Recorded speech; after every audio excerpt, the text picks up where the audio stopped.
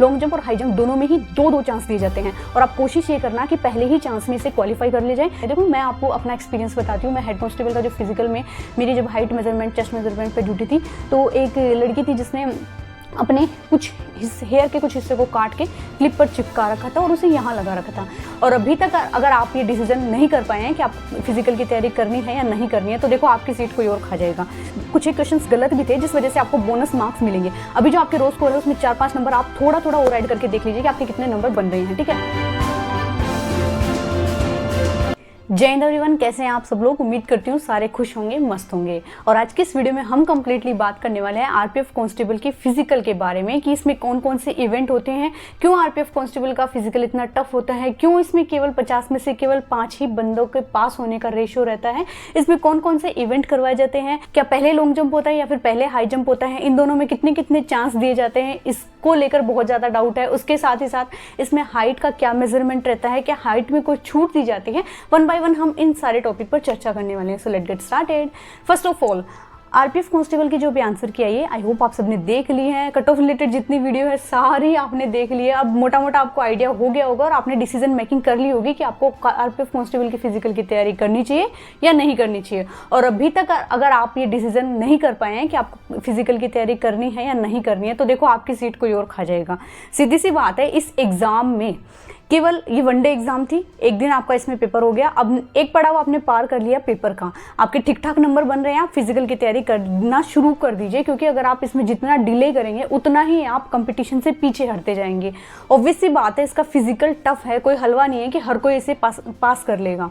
ठीक है, अब दूसरी बात मैं ये करती हूँ कि अगर आपने अभी तक डिसीजन मेकिंग नहीं किया है और अभी तक आप ये सोच रहे हैं कि भाई कब रिजल्ट आएगा, कब मैं देखूंगा कि मेरे नंबर कितने बने नहीं बने, कब मैं ये सोचूंगा कि मेरे नॉर्मलाइजेशन में नंबर बढ़े या नहीं बढ़े, तो देखो सीधी सीधी बात बता देती हूँ, इसमें आपका 4 से 5 नंबर एटलीस्ट बढ़ने के चांसेस है। उसके अलावा कुछ एक क्वेश्चंस गलत भी थे जिस वजह से आपको बोनस मार्क्स मिलेंगे। अभी जो आपके रोज स्कोर है उसमें 4-5 नंबर आप थोड़ा थोड़ा और ऐड करके देख लीजिए कि आपके कितने नंबर बन रहे हैं। ठीक है, और जल्दी से अपना डिसाइड कर लीजिए क्योंकि अगर आप डिसाइड नहीं कर पाए तो ये मौका कोई और ले जाएगा।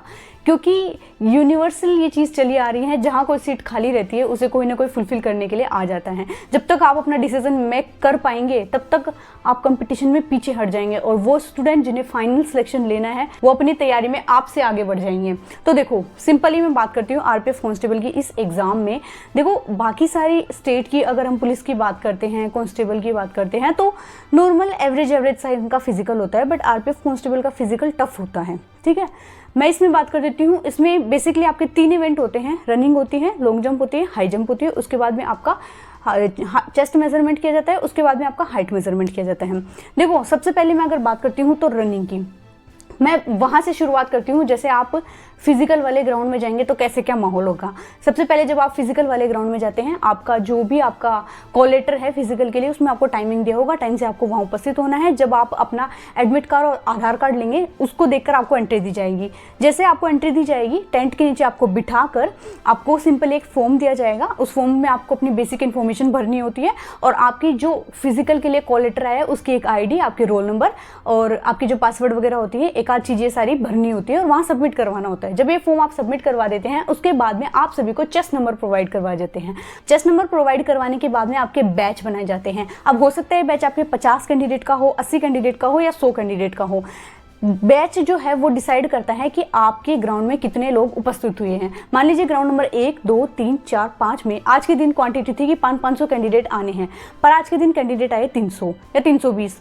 तो आपकी जो एग्जाम लेने वाले टीचर है वो डिसाइड करेंगी कि बैच आपका 50 का बनाया जाए या उससे ज़्यादा का बनाया जाए। आपको दिमाग में इस चीज़ सेट करके रखनी है कि आपका कंपटीशन बहुत सारे लोगों से होने वाला है, यानी कि ग्रुप में आप रनिंग के लिए अपने आप में मजबूत होने चाहिए। तो देखो सबसे पहले मैं बात करती हूँ, पहला इवेंट आपका इसमें रनिंग का रहता है। रनिंग 1600 मीटर बॉयज़ की होती है, 800 मीटर गर्ल्स की होती है।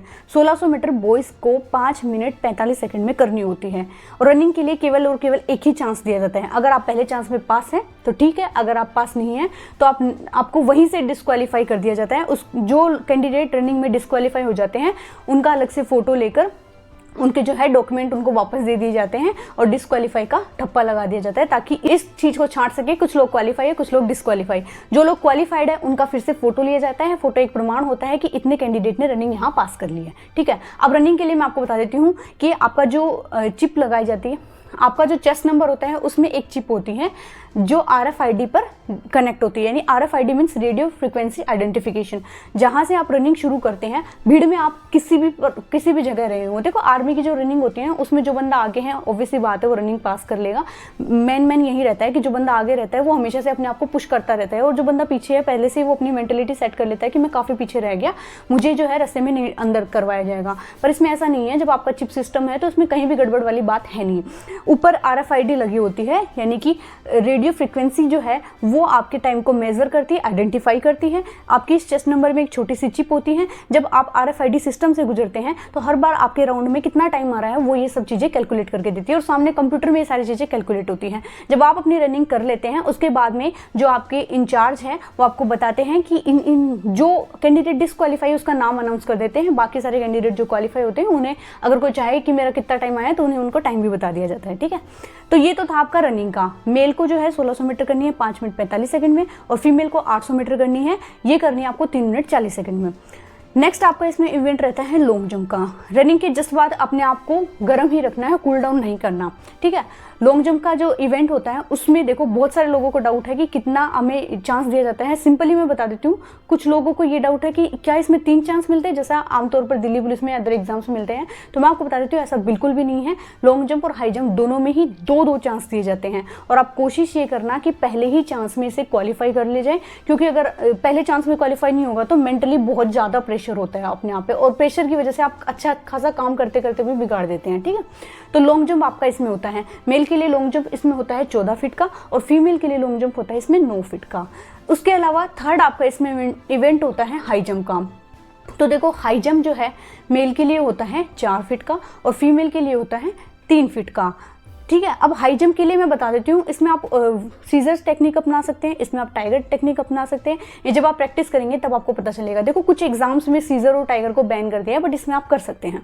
बाकी 3 तरीके होते हैं हाई जंप करने के, जिसमें आप एक सिंपल सीधा जाकर रस्से को पार कर दे, आप टाइगर की तरह जंप कर जाए जिसे हम टाइगर जंप कहते हैं। उसके अलावा आप सीजर होती है कैची जिसे हम कहते हैं, साइड से जाकर जंप करते हैं, वो सीजर वाली होती है। ठीक है, ये आपके इसमें इवेंट होते हैं। अब देखो सिंपली मैं आपको बता देती हूँ, अगर आपको इस एग्ज़ाम में फिजिकल को क्वालिफाई करना है तो देखो कल से अपनी तैयारी बहुत अच्छे से शुरू कर दो, क्योंकि देखो 5 मिनट 45 सेकंड मायने रखता है। सच पूछो ना, बहुत मायने रखता है। और इसका मतलब ये है कि 5 मिनट 45 सेकंड लाने के लिए आपको अपने शरीर की पूरी जी जान लगा देनी है। ठीक है, आपको ग्राउंड के 400 मीटर 4 बार काटने हैं, और ये 400 मीटर के 4 बार यानी 1600 मीटर में अपना बेस्ट आउटपुट देने के लिए आपको इस ग्राउंड में मिनिमम 4 से 5 किलोमीटर की रनिंग करनी पड़ेगी। यानी कि आपको अपना स्टेमिना बिल्डअप करना पड़ेगा, आपको अपनी ब्रीथ पर, सांस पर कंट्रोल करना पड़ेगा, क्योंकि जब तक आपका स्टेमिना नहीं बना, आपकी सांस पर कंट्रोल नहीं हुआ, आप मैदान में टिक नहीं पाएंगे, आप भीड़ में नहीं टिक पाएंगे। आपको अपनी जो रनिंग है वो स्टार्टिंग में आप नॉर्मल जैसे हम मॉर्निंग वॉक करते हैं, शरीर को वार्म अप करने के लिए हम लॉन्ग रनिंग करते हैं, वैसे आपको अपनी करनी है। और जब भी आप अपनी रनिंग स्टार्ट करो तो देखो सबसे पहले आप अपना एक अच्छा ग्रुप बना लेना। जब भी आप किसी फिजिकल के ग्राउंड में जाओगे ऑब्वियसली बात है आपको और भी वहाँ स्टूडेंट मिलेंगे, तो एक अच्छा ग्रुप बनाकर ग्रुप में दौड़ने की प्रैक्टिस कीजिए। अकेला आदमी कभी भी अपना जजमेंट नहीं कर पाता, आप अकेले कभी भी अपनी कमी नहीं बता पाएंगे कि मुझ में कमी क्या है। इवन हम अपनी कमी को खुद से एक्सेप्ट भी नहीं करते हैं, हम कभी भी अपने आप में कोई कमी नहीं बताते हैं। जब आप ग्रुप में दौड़ेंगे, आपके साथ वाला बंदा अगर आप कहीं गलती कर रहे हैं तो आपको वो गाइड करेगा कि भाई तूने यहाँ ये गलत किया है, भाई तू इसमें और इम्प्रूवमेंट कर सकता है। और एक पॉजिटिविटी भी आती है ग्रुप में काम करने से। ग्रुप में रनिंग करोगे, आपको कुछ लोग ऐसे होते हैं जिनको अकेले तो वो काम कर लेते हैं, अकेले दौड़ लेंगे, पर ग्रुप में दौड़ने से उनको घबराहट होती है, आस पड़ोस के लोगों को देख के वो स्टेप्स अपने नहीं ले पाते हैं। पर ऐसी आप तैयारी करेंगे, ऐसी आप प्रैक्टिस करेंगे तो उससे आपका माइंड सेट होगा कि हाँ मेरे इधर भी एक बंदा दौड़ रहा है, इधर भी एक बंदा दौड़ रहा है, एक बंदा आगे दौड़ रहा है, एक बंदा पीछे दौड़ रहा है, मुझे अपने आप पर काम करना है। इस तरह से आप अपनी तैयारी शुरू कर दीजिए। ठीक है, ये मेनली 3 इवेंट होते हैं, रनिंग हो गई, उसके बाद लॉन्ग जंप हो गया, उसके बाद हाई जंप हो गया। जब ये तीनों इवेंट हो गए उसके बाद में जैसे जैसे एक इवेंट होता है आप पास करते जाते हैं, आपके साइन वहाँ करवाए जाते हैं कि हाँ इस बंदे ने रनिंग क्वालिफाई कर ली, फोटो को ले लेते हैं, हाई जंप कर लिया, लॉन्ग जंप कर लिया। नेक्स्ट इसमें इवेंट होता है हाइट मेजरमेंट का। तो आप स्क्रीन पे देख सकते हैं, अगर आप मेल कैंडिडेट है EWS UR और ओबीसी तो 165। अगर आप SC/ST मेल कैंडिडेट हैं तो 5 सेंटीमीटर का रिलैक्सेशन 160। अगर आप जो भी हिल एरिया से बिलोंग करते हैं जिसमें गढ़वाल हो गया, गोरखा हो गया, मराठा हो गया, डोगरा होगा, कुमायूं होगा, तो 2 सेंटीमीटर का रिलैक्सेशन यानी 163 आपको यहाँ पर मांगी गई है। सेम हम बात करते हैं फीमेल की। अगर आप फीमेल है जनरल, EWS या OBC से 157 सेंटीमीटर। अगर आप SC/ST हैं तो 5 सेंटीमीटर का रिलैक्सेशन 152। और अगर आप हिल एरिया गढ़वाल को गोरखा, मराठा, डोगरा से बिलोंग करते हैं तो 2 सेंटीमीटर यानी 155। ये तो आपका था हाइट मेजरमेंट। अब देखो कुछ लोगों को डाउट रहता है हाइट के लिए। देखो हाइट में मैं आपको बता देती हूँ, जिन लोगों को हाइट के लिए डाउट है, कुछ लोग देखो ऐसे काम भी करते हैं, कुछ पैंतरे अपनाते हैं, एक ततैया को यहाँ से अपना बाइट करवा लेते हैं जिससे ये एरिया फूल जाता है। कुछ लोग ऐसे करते हैं स्कल्प पे अपना कुछ ऐसा हेयर वगैरह चिपका देते हैं, क्लिप वगैरह लगा लेते हैं। कुछ बच्चे ऐसे करते हैं एडी में जो है टैप लगा लेते हैं, टैप की लेयर लगा के आ जाते हैं। देखो मैं आपको अपना एक्सपीरियंस बताती हूँ। मैं हेड कांस्टेबल का जो फिजिकल में मेरी जब हाइट मेजरमेंट, चेस्ट मेजरमेंट पे ड्यूटी थी, तो एक लड़की थी जिसने अपने कुछ हेयर के कुछ हिस्से को काट के क्लिप पर चिपका रखा था और उसे यहाँ लगा रखा था।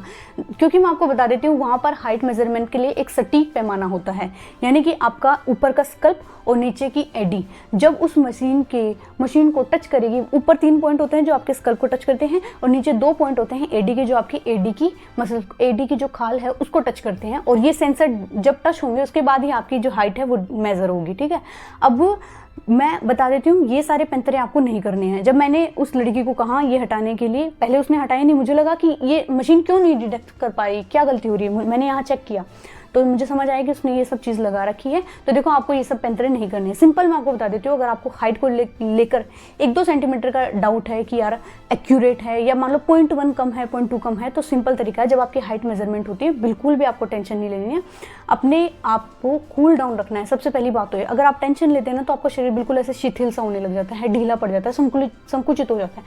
पर आपको क्या करना है, बिल्कुल रिलैक्स होकर अपनी बॉडी को बिल्कुल सीधा रखना है, कंधे बिल्कुल सीधे, और पूरी सांस अंदर लेनी है। पूरी सांस अंदर होने के बाद आपका पेट कम हो जाता है, यानी पेट पतला हो जाता है। उससे क्या होगा, आपकी बॉडी बिल्कुल स्ट्रिक्ट और स्ट्रिच दिखाई देगी, तो उससे आपका मेजरमेंट ठीक आएगा। ठीक है, बाकी ऐसे कुछ भी पैंतरे आपको नहीं करना है। हाँ, 1-8% आपको डाउट है। एक बात और बता देती हूँ, कुछ कैंडिडेट ऐसे हैं जिन्होंने अगर कोई दूसरे एग्जाम में हाइट क्वालिफाई कर रखा है और उनको डाउट है कि यहाँ पे डिस्क्वालीफाई किया जा सकता है, तो ऐसे में आप अपना प्रमाण पत्र लेकर जाए, यानी आप फोटो लेकर जाए कि मैंने पहले ये एग्जाम क्वालिफाई किया हुआ है, इसमें मैं हाइट में टोटली पास हूँ, तो वहां जाकर आप इस पर दावा कर सकते हैं। एक और बात कि आप हाइट के लिए अपील कर सकते हैं, तो मैं आपको बता देती हूँ, अगर आपका 19-20 का फर्क है तो जब आपको हाइट में बाहर कर दिया जाता है तो ऐसे में आप सीनियर से रिक्वेस्ट कर सकते हैं कि सर मुझे हाइट के लिए अपील करना है। ये अपील जो है आपकी वर्बली या रिटर्न हो सकती है। हो सकता है आपका सीनियर वर्बली आपकी रिक्वेस्ट को एक्सेप्ट करके फिर से आपका हाइट मेजरमेंट करवाए, या फिर हो सकता है आपकी जो रिक्वेस्ट है वो एक्सेप्ट करके आपको सिंपल अपील के लिए एक फॉर्म होता है वो भरवा कर सीनियर से भी बड़े यानी DCP के अंडर में ये फिर से ये हाइट मेजरमेंट होता है, तो ये तरीका भी हो सकता है। अब ऐसा नहीं है कि 165 मांगी और आपके 161 या 162 और आप बोलेंगे मैं अपील कर दूँ, तो इस तरीके से आप हाइट के लिए अपील कर सकते हैं। बाकी देखो आपको जो है फिजिकल अगर आपने क्वालिफाई कर लिया तो 80% आपके नंबर अच्छे हैं, और फिजिकल क्वालिफाई कर लिया तो 80% आपके चांसेस हो जाते हैं कि नौकरी आपके हाथ में कोई भी नहीं छीन सकता। थर्ड आपका इसमें इवेंट हो जाता है फिर मेडिकल का। अगर एक पड़ाव आपने पार कर लिया है रिटर्न, उसके बाद में दूसरा पड़ाव है फिजिकल, और लास्ट में मेडिकल जो हो ही जाता है। ठीक है, बाकी देखो मेरे हिसाब से आपको बहुत अच्छे तरीके से कल से ही अपनी तैयारी शुरू कर देनी चाहिए, क्योंकि अभी बहुत सारे बच्चे जो है वो बिगिनर है, तो काफ़ी लंबा टाइम लगेगा उन्हें इस चीज़ को पाने के लिए, स्टेमिना बिल्डअप करने के लिए, एक सांस पर कंट्रोल पाने के लिए, मैदान में टिक पाने की क्षमता। फिजिकल आपके कब से करवाए जा सकते हैं, फिजिकल जो है वो 2nd वीक ऑफ जून में करवाने के चांसेस है, और जब तक आपका रिजल्ट आता है उसके 1.5 महीने के अंतराल पर आपको फिजिकल करवा लिए जाएंगे। तो बढ़िया प्रैक्टिस करेंगे तभी आप इसको क्वालिफाई कर पाएंगे। बाकी आपको कैसा डाउट है आप कमेंट सेक्शन में बता सकते हैं। मिलते हैं नेक्स्ट वीडियो में, तब तक के लिए जय हिंद।